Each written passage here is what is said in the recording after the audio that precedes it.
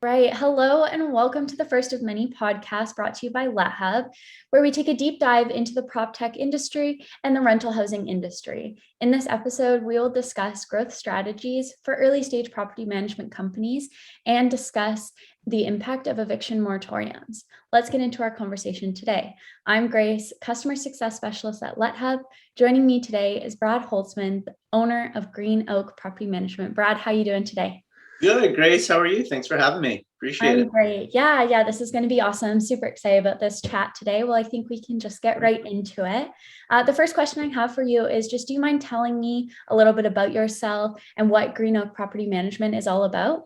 Yeah. So, kind of just to go from the beginning, basically, I started in real estate in 2016, came out, came out to California from north suburb of Chicago for the film industry. And I did that for a while. And I ended up kind of doing real estate for the film industry. Basically, I was a location manager for the last, 4 or 5 years of my career. And then kind of transitioned once I got married, because as filming goes, you're on set 18 hours a day. But I was like, okay, I have a film degree. So what did I end up doing? Well, I have a lot of family that's in real estate, and I ended up getting my license in 2016. And going from there, did very well, and was in the brokerage side. But then I realized it's wasn't my real estate's my passion, but I wanted to find my niche within it. So I ended up working for a property management company, did that for a while, and really started to kind of see the true, pro and cons to property management. And because of that, that's kind of why I decided to start Green Oak Property Management with a partner of mine, Gerow.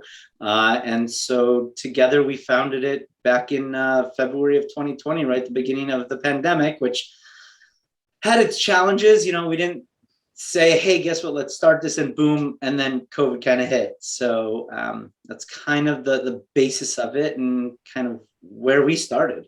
All right. So another question for you is just what is, Green Oak's perfect client look like? Yeah. So, with Green Oak Property Management, what we're kind of on the smaller side, right? So single family homes, townhouse, we don't do any HOAs, but townhouse, condo units, and apartments up to 20, 25 units. We'd like to keep it small. And really what that means is working with the mom and pop landlords, whether it's, someone that's been retired or thinking about giving to the kids and the kids just don't want to have anything to do with it, or the kids do want to take over, but they still need learning and to guidance. And that's really where we come from. And then same on the younger side, right? These younger investors, I'd say TikTok stars, where they need to diversify their portfolio, and they've got their mortgage broker, they've got their insurance agent, they have their real estate agent, and now they need the property management to kind of solidify that team. That's really where we come in, and we can help them grow their portfolio as we grow together. Yeah, for sure. And then kind of what challenges did you face running a property management company during the pandemic? I mean, starting in the pandemic, it must have been a little challenging. Yeah, so I guess the biggest challenge, and it kind of let's I'll say before COVID, right, is property management companies on the smaller side. We're not talking about the gigantic portfolio companies, the more the mom and pop landlords, which is kind of our focus. A lot of them have either, they've been burned before, or they see property management as, I hate to say it, but a used car sales, people. So when we started, besides that, COVID just had an additional, additional harder impact getting started. And one of the biggest reasons why is because tenants weren't paying, right? So all of a sudden, the laws turned, and I'll restart that. But the laws came into place. The government started to see, okay, we need to do something. And it ended up saying, okay, well, out of all industries, grocery, tech, whatever, the housing industry is the one that, for whatever reason, will allow tenants to kind of defer their payments. And because of that, now you've got, again, our focus is mom and pop landlords. They, were struggling to pay the bills, and obviously taxes were still due, and insurance and all the bills. So going from this, the regular tough points of just getting into, management and breaking in, versus companies have been doing for 20, 30 years.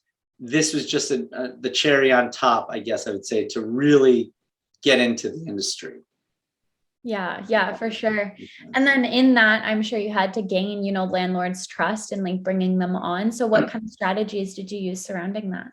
So a lot of the strategies, and I'm glad you brought up trust, because that's one of the biggest things. Transparency is our like number one motto, right? We don't have any in-house maintenance. Everything is third-party vendors, and we really like working with vendors that the owners have been, have their relationships with. Why break that? So the trust is, okay, what is the landlord's goal, right? Some of them are retired, and this is their kind of fixed income. Some of them are building their portfolios, even, on the younger generational side.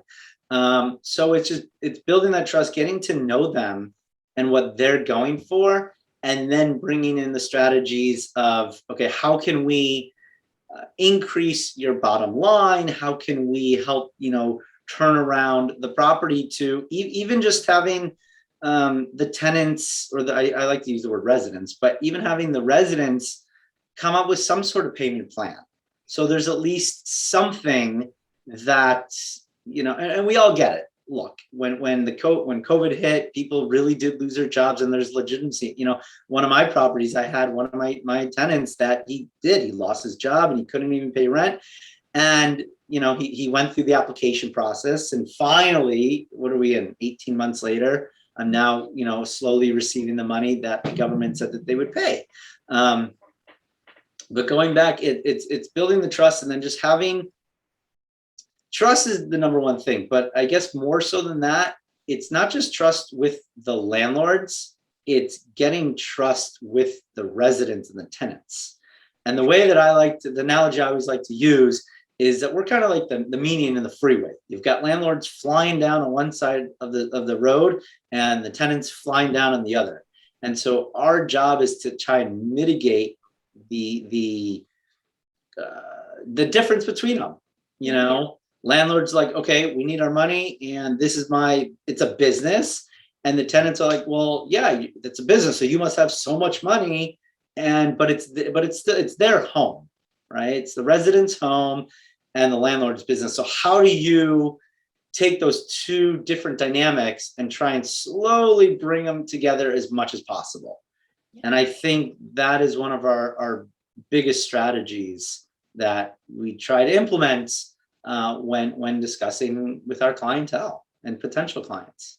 Yeah, for sure. No, I love that transparency and the trust motto. I think that's a really awesome strategy moving forward for both sides.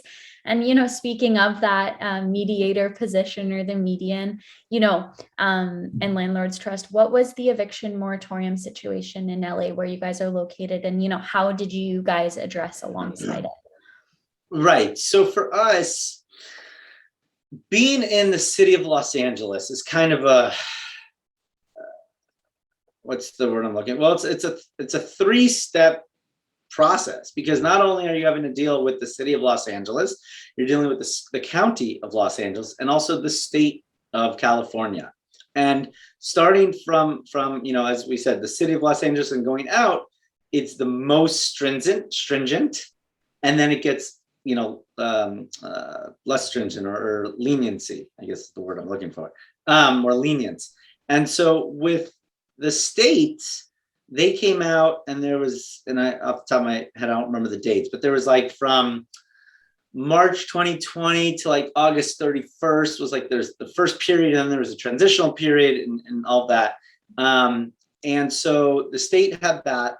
The county pretty much went with the state, and then you get into the cities, and City of Santa Monica, and City of West Hollywood, and City of Los Angeles. They took those and just really struck them down even more so. And, like I mentioned earlier, the state had, they got from federal, I think it was like $2.6 billion, and they were supposed to give all this money to the tenants to then, pay the landlords. Well, what ended up happening was the city of Los Angeles, for whatever reason, said, hey, we've got the structure to do so.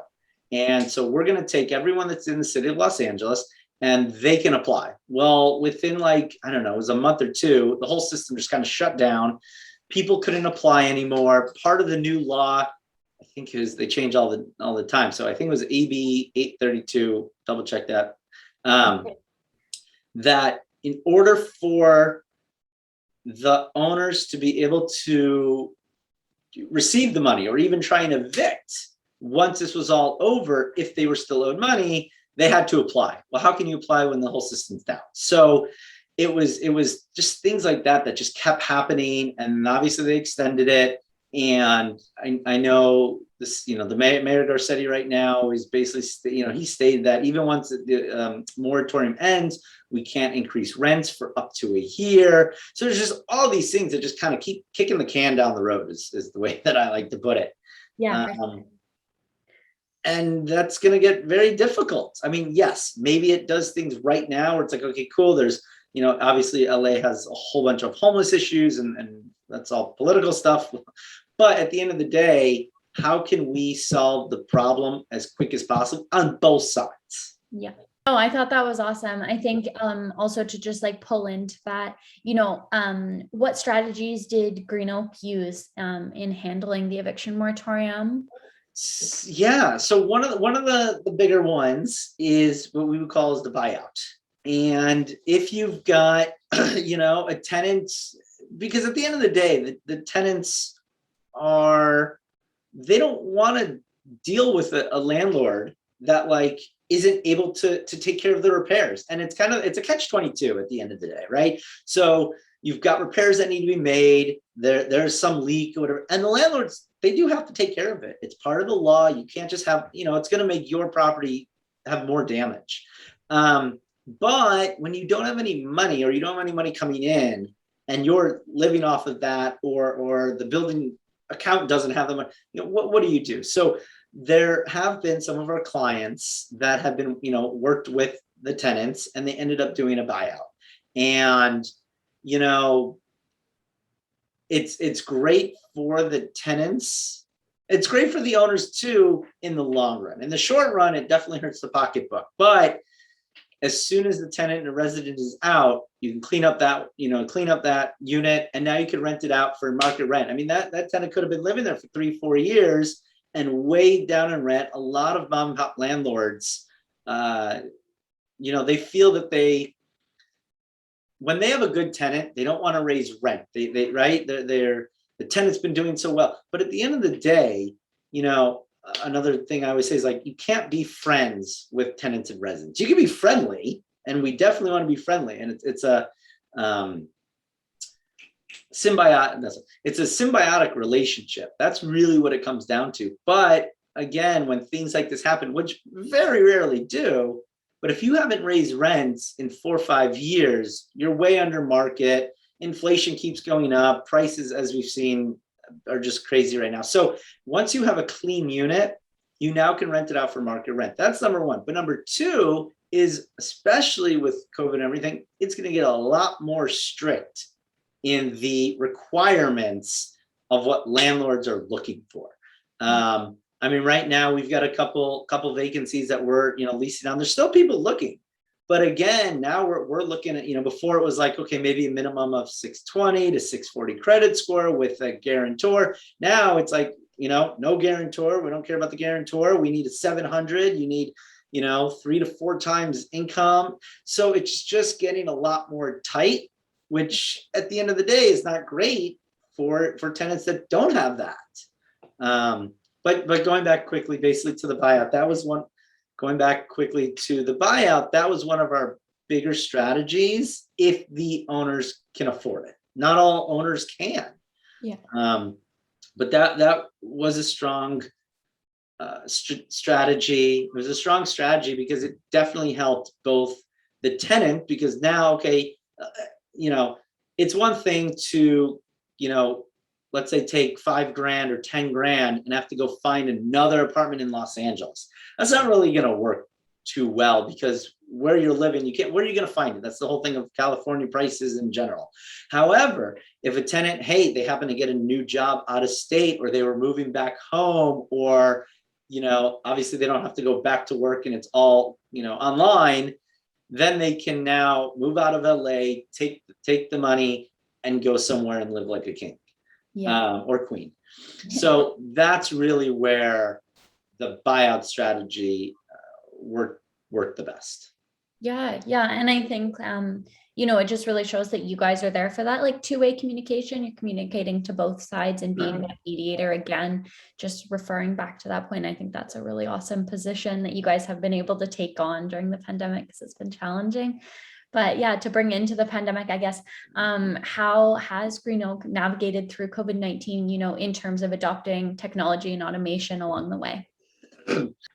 So what we've done at Green Oak in regards to automation, I mean, we do have our system Revella, which is online tenant portals, and that's how, tenants can do maintenance requests and pay their online their rent, and the owners can see in real time what the building is doing. They can sign in and they don't have to wait till the end of the month. So that's the first thing.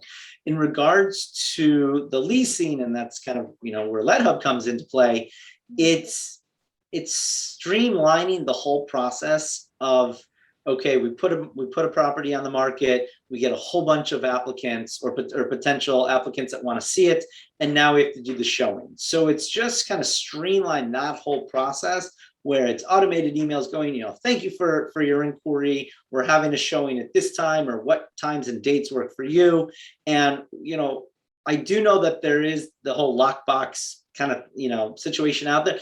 We personally, maybe one day, but right now we don't want that, because like you said in the beginning, transparency and trust are two biggest things. So even though you're sending an email and people could do self showings, it doesn't answer all the questions that the tenants have. And at the end of the day, I'm not sure that I really want people going into a unit, even though it's vacant, even though there's nothing to take.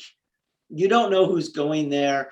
And if it's an apartment building or there's other residents, I mean, safety and security is one of our top priorities. And I tell that to a lot of my residents that, I have a property right now up in Hollywood, and, that area is not doing so well, let's say. And so they've come to us with concerns, and I bring it to the landlord and say, look, this is what's going on.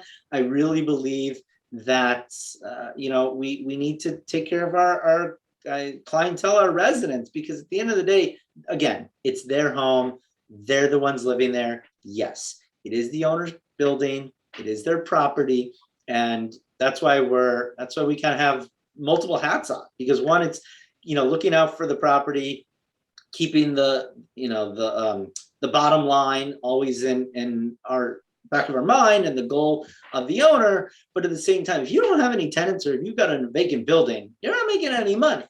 So how can we keep the residents happy? And it's just finding that medium and following that path as close as possible. Yeah. And I think like one big thing is, as companies grow, the addition of automation comes with, what they're moving towards and stuff. So I think that's like the biggest thing moving forward. Yes. And, we're always looking for more, we are always looking for more automation. I mean, I love coming up with processes, and I'm not a tech person, I'm not a coder or anything like that. But when I come up with processes, I'm like, okay, there must be something out there like LetHub or other softwares that can make it so that whether it's communication, whether it's getting vendors out there to communicate with the tenants quicker, whether, obviously like LetHub, it's vacancies. So instead of it being vacant for 30 days, it may only be vacant for 14 days. Boom, we get them in. Obviously that kind of ties into the turnaround and all that timing.